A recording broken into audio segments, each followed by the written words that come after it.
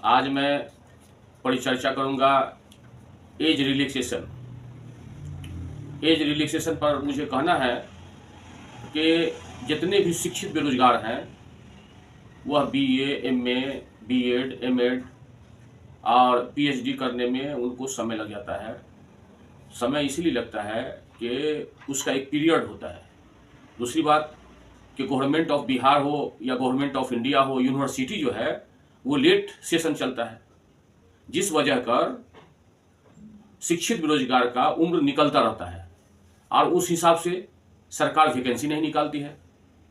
सरकार वैकेंसी नहीं निकालती है तो उसमें जो है जो शिक्षित बेरोजगार है उसका एज जो है एक्सपायर कर जाता है, एज समाप्त हो जाता है।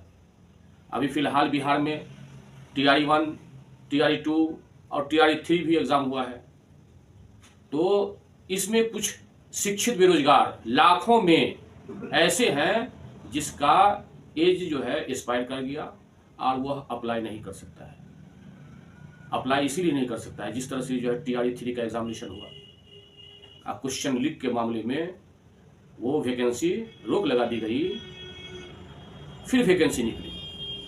अब भला बताइए, जो फिर वैकेंसी निकली, कुछ लोग ऐसे हैं जो वैकेंसी का समय बढ़ जाने के कारण उसका एज एक्सपायर कर गया।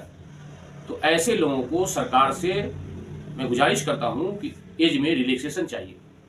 दूसरी बात कि मैं मीडिया के माध्यम से मैं सरकार को आवाज़ पहुंचाना चाहता हूं और आवाम को भी नज़दीक एक सवाल करना चाहता हूं कि क्या MP हो या MLA हो वो 70 वर्ष 75 वर्ष में इलेक्शन लड़ सकता है? वो देश का सेवा कर सकता है, वो बिहार का सेवा कर सकता है। और जो लोग MA, BA, BEd, MEd जो पास किए हैं, क्या वो छात्र का जो है पढ़ा नहीं सकता है छात्र को? देश हित में इन लोगों को एज रिलैक्सेशन दिया जाए। एज रिलैक्सेशन देने से इन लोगों का जो है नौकरी हो सकता है। ये लोगों का एज, कुछ लोगों का लाखों में जो है एज एक्सपायर कर गया है, उसका जीवन अंधकार में हो गया है, वो बर्बाद हो गया। सरकार लेट से वैकेंसी निकाली। जब भी सरकार सत्ता में आती है तो कहती है मैं 5 लाख बहाली करूंगा, 10 लाख बहाली करूंगा, 20 लाख बहाली करूंगा।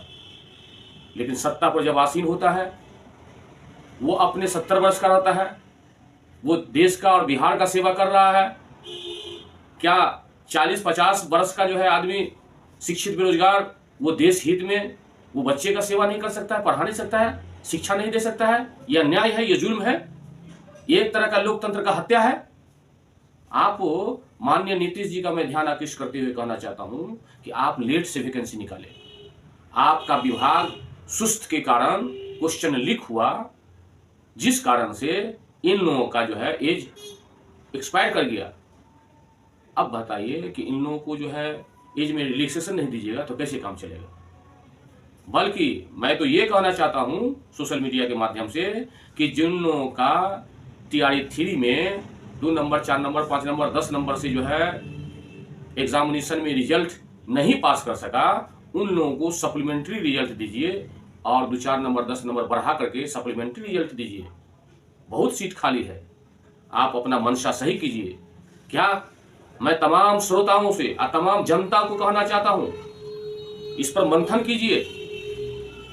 मंथन इसीलिए कीजिए कि अभी फिलहाल इलेक्शन चल रहा है।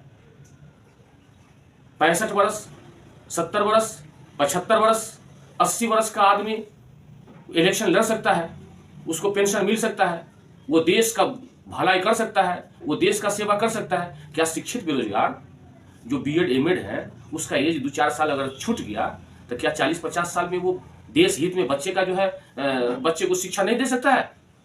यह अन्याय है। इसीलिए मैं सरकार का ध्यान आकृष्ट करते हुए कहना चाहता हूं और खासकर चुनाव आयोग को भी कहना चाहता हूं कि आप हमारी बात को सुन करके आप फैसला कीजिए। ये लोक हित में ये जितने लीडर लोग हैं वो अन्याय कर रहे हैं जो सत्ता में बैठे हुए हैं।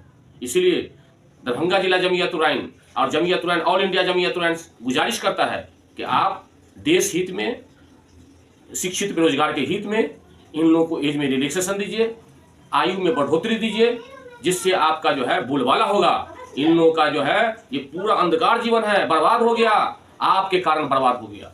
इसलिए आपको एज में रिलैक्सेशन देना होगा। जय हिंद, जय भारत।